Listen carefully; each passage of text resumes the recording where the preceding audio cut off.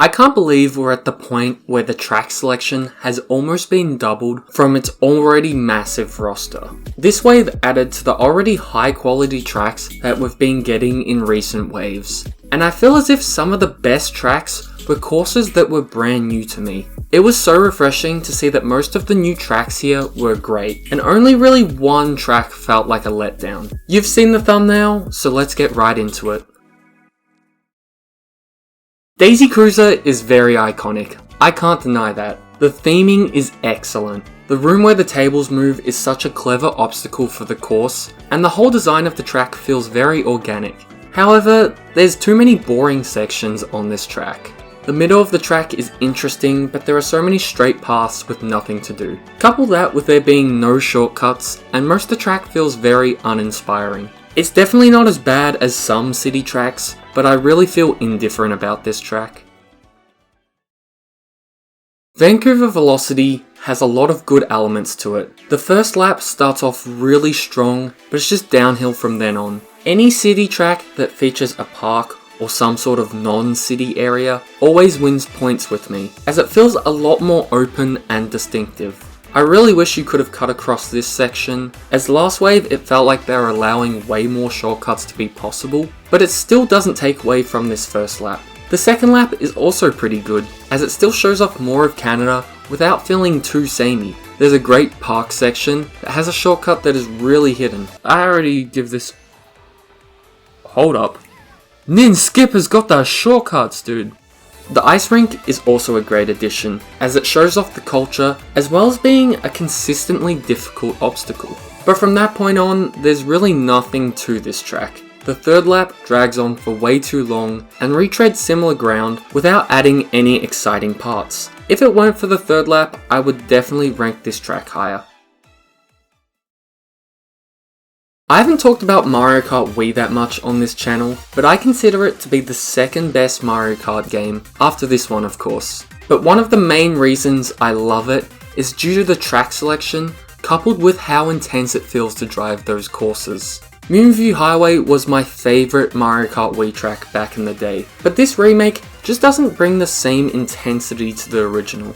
The track is incredibly accurate to its original design, yet it doesn't feel that good to drive in Mario Kart 8. This section especially feels weird, as it used to be so fun to go up these hills and boost over them, or trick off the ramps. But within Mario Kart 8, something about the physics makes this section feel awkward every time. The area with boosts also feels weird in this game. It just feels really slow, and the cars don't pose much of a threat. However, when you switch to 200cc, everything changes. This track is incredible on 200cc. The intensity that's lost within Mario Kart 8 is gained back in 200. But 150cc is the main mode I'm playing, as I'm always in online lobbies, so it feels unfair to rank it any higher. After just doing a whole video on which GBA tracks would be best for the Booster Course Pass, it's nice to see one of my favourites show up. I would have definitely preferred Cheap Cheap Island, which is already in tour, but this is still really good. Or at least that would have been the case if they didn't butcher the remake. You've probably seen a million people complain about how the sun doesn't set, but here's another clip. They can't change the time of day, that's too hard. To be fair, that is technology that is beyond the Switch, I feel like. Most things that made this track unique in Super Circuit are gone, and in my initial impressions video, that really lowered its score. But after playing it a lot more, it really doesn't bother me too much, as the track is really fun to drive on, with many different areas to boost across, as well as a new shortcut. Also, how can I stay mad when the Shy Guys do such a cute dance? This being classified as a city track feels wrong, as most of the track feels way different to any other city track. The first lap is a standout, as its layout feels very open, yet there are still so many difficult turns, as well as many places to take shortcuts. I enjoyed the industrial area, as it's able to pack so many things into such a small area. There's multiple paths with a lot of opportunities to cut across the off-road. And doing this shortcut is really fun, as you secure 2 items as well as getting a boost. It's really just the second lap that lets this track down. It suffers from being a city track in that there are always sections where nothing is going on. But this track tries its best to add things like shortcuts and ramps to spice it up. And honestly, it does a pretty good job, being my 4th favourite city track so far.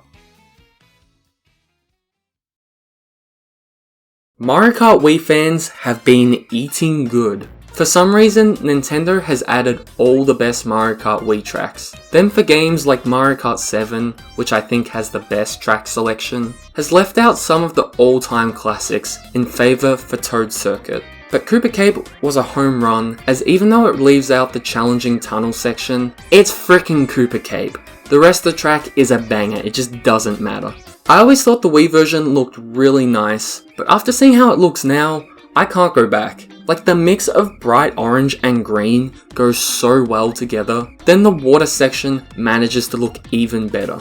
The river is the best thing about this track, and just the idea of a winding river would have been enough. But there's ramps, item boxes flowing down it, pillars to avoid, and multiple shortcuts. This section alone is perfect, and the rest of the track manages to stay interesting. So this track is definitely deserving of A tier, and will only grow on me with months to come. I can't believe the 2 best tracks of this wave were pretty much completely new. Athens Dash was released right before this wave came out, so for many people this was their first time playing it. And it really feels like Nintendo responded to a lot of the criticism that fans had about city tracks. I can't think of a single section in this track that is boring, yet it doesn't feel like they're just throwing in set pieces at you left, right and center. The entire track feels cohesive and engaging the whole time, with it rarely retreading familiar ground. Turns are challenging, items are spread out with different patterns, you can trick off almost everything, shortcuts are everywhere, landmarks feel diverse, yet suit the theme, and this section at the end with the boulders and boost pads is very intense and exhilarating. I really can't think of anything bad about this track, except for maybe this cave section. It takes 2 mushrooms to make it, it's very difficult to get through, and doesn't save much time at all, but that really doesn't take away from how amazing this track is.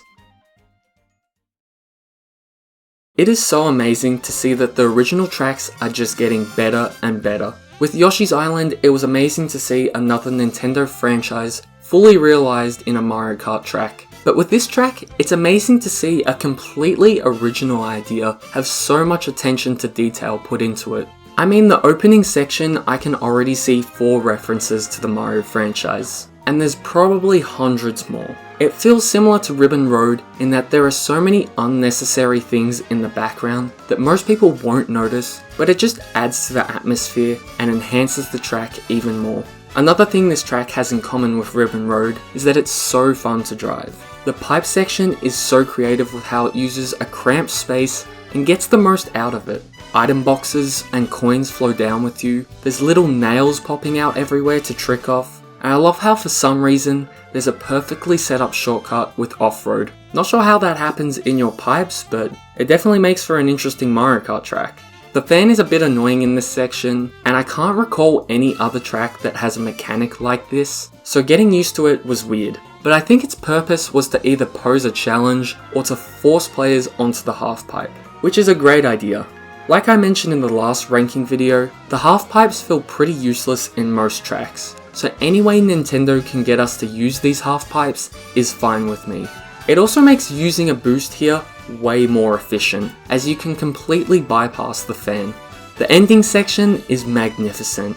If you use the water streams from the toilet, you can boost yourself to the 2nd level, which mind you, took me till watching the replay to figure this out. Like hold up, look at the replay, he just went upstairs, I didn't know you could do that.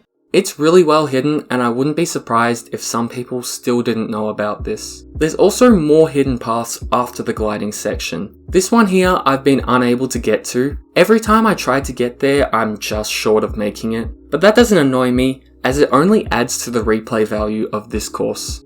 There's so much variation in how a game is played here. Every time it comes up in online, I'll have a different experience. And I love it for that. Hopefully with the last wave they can continue this theme of amazing original tracks. So here's the overall tier list. I do think that some tracks from this wave will grow on me in the future, but there were 2 S tier tracks, so I feel like I was very generous to this wave. So there's 1 wave of DLC left, and then Mario Kart 8 will have 96 tracks, which is absolutely ridiculous considering for a while people were okay with the games just having 16 tracks. And based on what video I plan to make, I kinda wish it was just 16. After Wave 6 releases, I'm gonna make the usual 2 videos where I rank them and I play through them, but after that I'm gonna rank all 96 tracks from worst to best. Thankfully, I already wrote a script for most of the Mario Kart tracks when I tried to make this video back before the Booster Course Pass was announced, so it won't take me 5 months to do, though it might. You never know, it might. Thanks for watching, peace.